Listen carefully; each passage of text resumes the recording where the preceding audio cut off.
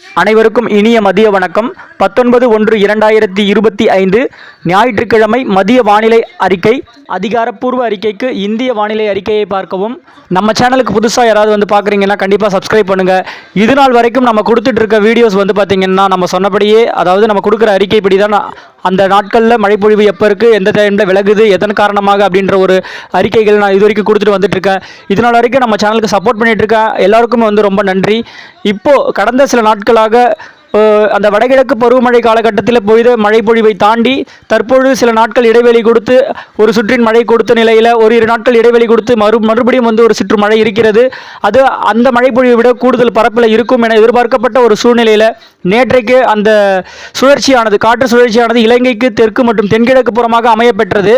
இதன் காரணமாக நேற்று டெல்டா கரையோரம் மற்றும் அதனை ஒட்டியுள்ள தென்கடலோர மாவட்டங்களுக்கு மழைப்பொழிவை அவ்வப்போது காலை முதலே மேகமூட்டத்தோடு இருந்தாலும் மதியத்திற்கு பிறகு கொடுக்க தொடங்கியது. அதாவது கடலோர மாவட்டத்திற்கு இந்த சுற்றின் மழைப்பொழிவு நம்ம ஏற்கனவே கொடுத்துருக்கோம். என்னன்னா, கடலோர மாவட்டங்களுக்கு ஒரு கனமழையாக இருந்தாலும் உள்ளே வந்து பார்த்தீங்கன்னா அவ்வப்போது மிதமானது, லேசானது முதல் சற்று கனமழை ஓரிரு இடங்கள்ல அப்படின்ற மாதிரி நம்மளுடைய அறிக்கையில் நம்ம கொடுத்துருந்தோம் சில நாட்களுக்கு முன்பாகவே.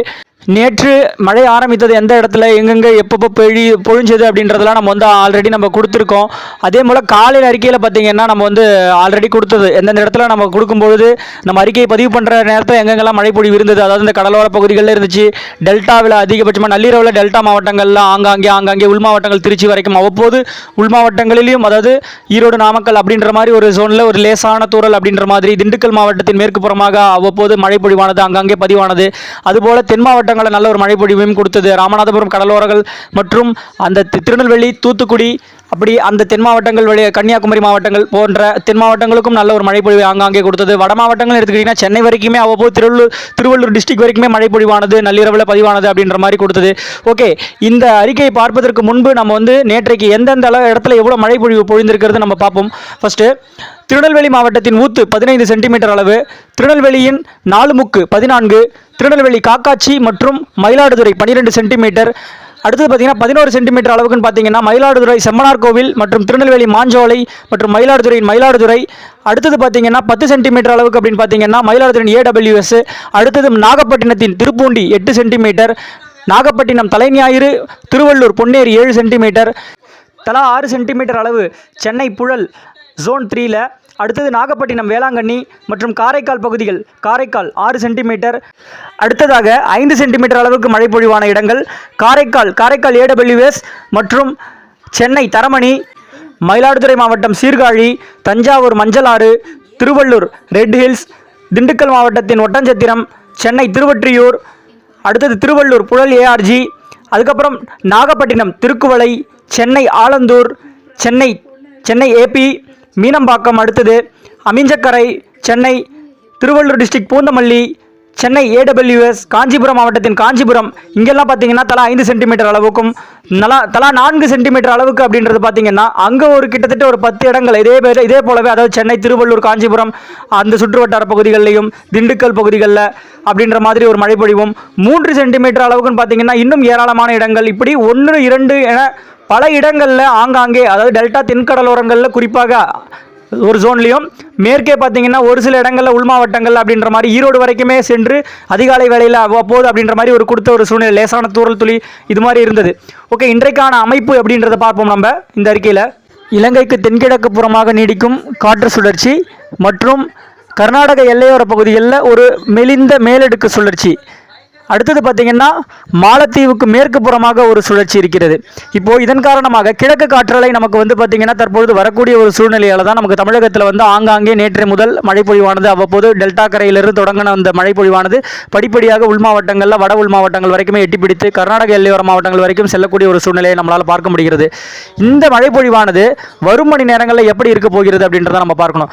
நள்ளிரவு அதிகாலை வேளைகளில் நல்ல கடலோர மாவட்டங்களில், அதாவது குறிப்பாக டெல்டா மற்றும் வட உள் மாவட்டங்களில் ஓரிரு இடங்களில் அப்படின்ற ஒரு மழைப்பொழிவானது தென் மாவட்டங்கள் ராமநாதபுரம், தூத்துக்குடி போன்ற பகுதிகளில் நல்ல ஒரு மழைப்பொழிவை கொடுத்து அது அப்படியே வந்து பார்த்திங்கன்னா டெல்டா கடலோரங்களில் தொடர்ந்து அவ்வப்போது ஓரிரு இடங்களில் அப்படின்ற மாதிரி நம்மளால் தற்பொழுது கூட பார்த்திங்கன்னா இந்த திருவாரூர் மாவட்டத்தில் ஆங்காங்கே ஒரு இடங்களில் இந்த நீடாமங்கலம் பகுதிகள் மற்றும் உள் மாவட்டங்கள்னு எடுத்துக்கிட்டால் ஈரோடு, நாமக்கல் போன்ற கரூர் போன்ற பகுதிகளில் ஓரிரு இடங்களில், அடுத்தது திண்டுக்கல் மாவட்டங்களில் ஒரு சில இடங்களில் அப்படின்ற மாதிரி மழைப்பொழிவானது.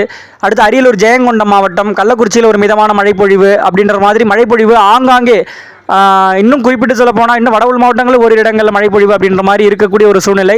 இதில் சேட்டலைட்டில் வந்து பார்த்திங்கன்னா சில மழைப்பொழிவு காட்டாது, அவ்வப்போது ஆங்காங்கே ஒரு மிதமான மழைப்பொழிவு அப்படின்ற மாதிரி இருக்கக்கூடும் உள் மாவட்டங்களில்.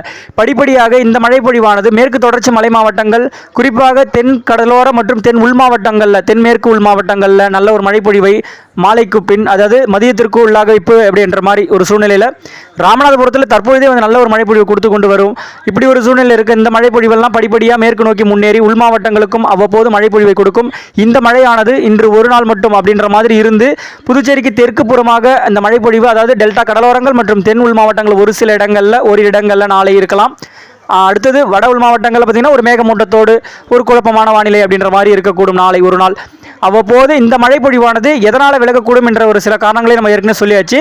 மத்திய இந்திய தரைப்பகுதி மற்றும் ஆந்திரா, வட ஆந்திரா, ஒடிசா கரையோரம் நீடிக்கும் உயரழுத்தத்தின் பிடி வந்து வட தமிழகம் மூலமாக அப்படின்ற மாதிரி பயணிக்கக்கூடும். இன்று ஒரு மணி நேரங்களில் மாலைக்கு பின்னாக அப்படின்ற மாதிரி தொடங்க ஒரு சூழ்நிலையால் படிப்படியாக மழைப்பொழிவானது இன்று இரவுக்கு பின் அப்படின்ற மாதிரி வட உள் மாவட்டங்கள் மத்திய உள் மாவட்டங்களில் விலகக்கூடிய ஒரு சூழ்நிலையாக இருக்கும். குளிர் வந்து மீண்டும் ஆக்கிரமிக்கக்கூடும். இப்போது இந்த மாதிரி ஒரு சூழ்நிலைன்றது எத்தனை நாட்களுக்கு அப்படின்னு பார்த்தீங்கன்னா 21, 22, 23 மட்டும் ஒரு குழப்பமான தென்முனை மாவட்டங்களில் ஒரு குழப்பமான சூழ்நிலை இருந்தாலும் ஒரு 6-7 நாட்களுக்கு நம்ம ஏற்கனவே சொன்னது தான்.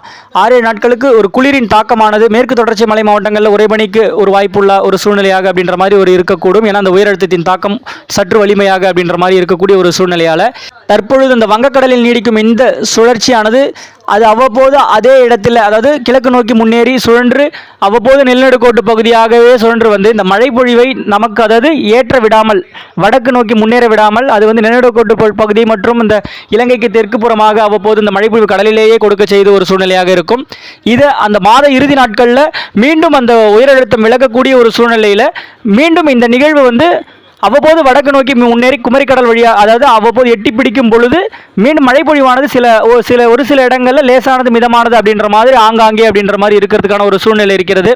அவ்வளோதாங்க இன்றைக்கான வானிலை அமைப்புன்னு வந்து பார்த்திங்கன்னா இப்போது ஆங்காங்கே அப்படின்ற பேர் வெப்ப உயர்வுக்கு பின்பு வரக்கூடிய மழையானது அவ்வப்போது மேற்கு மாவட்டங்களுக்கு முன்னேறி மேற்கு தொடர்ச்சி மலை மாவட்டங்களையும் ஆங்காங்கே அப்படின்ற மாதிரி மழைப்பொழிவு கொடுக்கும்.